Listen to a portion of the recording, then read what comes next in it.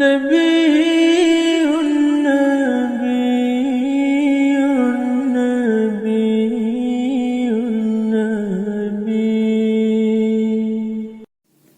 اللہ الرحمن الرحیم۔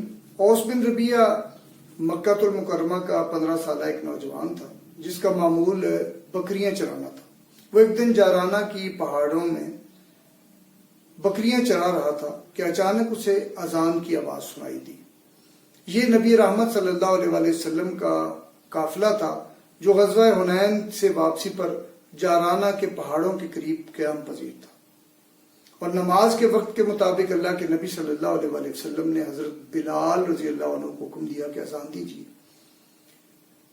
حضرت بلال رضی اللہ عنہ نے اذان دینا شروع کی۔ آپ جانتے ہیں کہ 15 سال کی عمر میں انسان شوخ مزاج بھی ہوتا ہے اور کسی حد تک شرارتی بھی۔ اوس بن ربیعہ نے جو ہی اذان کے الفاظ سنے تو اسے شرارت سوجی اور اس نے نقل اتارنے کا فیصلہ کیا۔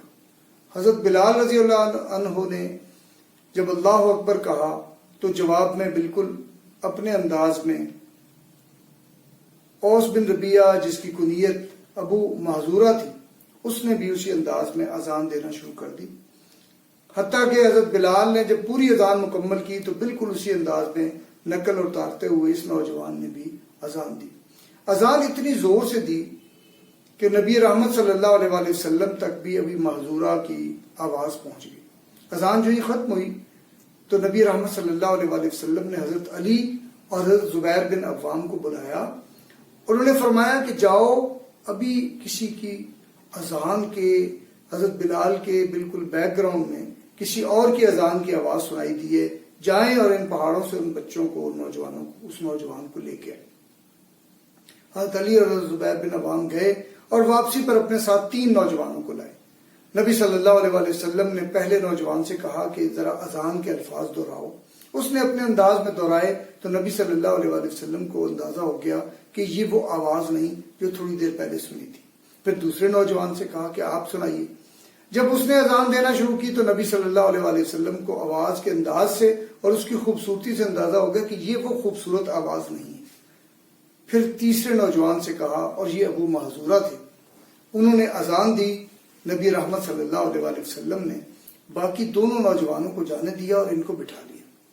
ابو محذورہ بڑے پریشان ہوئے، انہیں لگا کہ بس اب چند لمحے میں اس شرارت کے کو بھگتتے ہوئے ہو سکتا ہے میرے قتل کا حکم صادر کر دیا جائے۔ وہ انتظار میں تھے کہ نبی رحمت صلی اللہ علیہ وسلم نے اپنے ہاتھ سے ان کا امامہ اتارا اور پھر ساتھ دعا فرمائی، اے اللہ اس نوجوان کو برکت دے اور ہدایت عطا فرما، اسلام کی ہدایت عطا فرما دے۔ پھر اس کے بعد نبی رحمت صلی اللہ علیہ وسلم نے ابی محذورہ کے ننگے سر پر ہاتھ رکھا اور پھر یہی دعا فرمائی کہ اللہ اس نوجوان کو برکت عطا فرما اور اس کو اسلام کی طرف ہدایت عطا فرما دے۔ ابو محذورہ کہتے ہیں کہ میرے دل کی کیفیت بدل گئی، میں انتہائی متاثر ہوا اور میں نے اسی وقت کلمہ شہادت پڑھ لی۔ نبی رحمت صلی اللہ علیہ وسلم کا طریقہ کار یہ تھا کہ وہ لوگوں سے وہ کام لیتے تھے جو ان کی طبیعت، مزاج اور صلاحیت سے مطابقت رکھتا ہو۔ فتح مکہ کے بعد نبی صلی اللہ علیہ وسلم اس وقت مؤذن کی تلاش میں تھے جو ابو محذورہ کی شکل میں مل گیا۔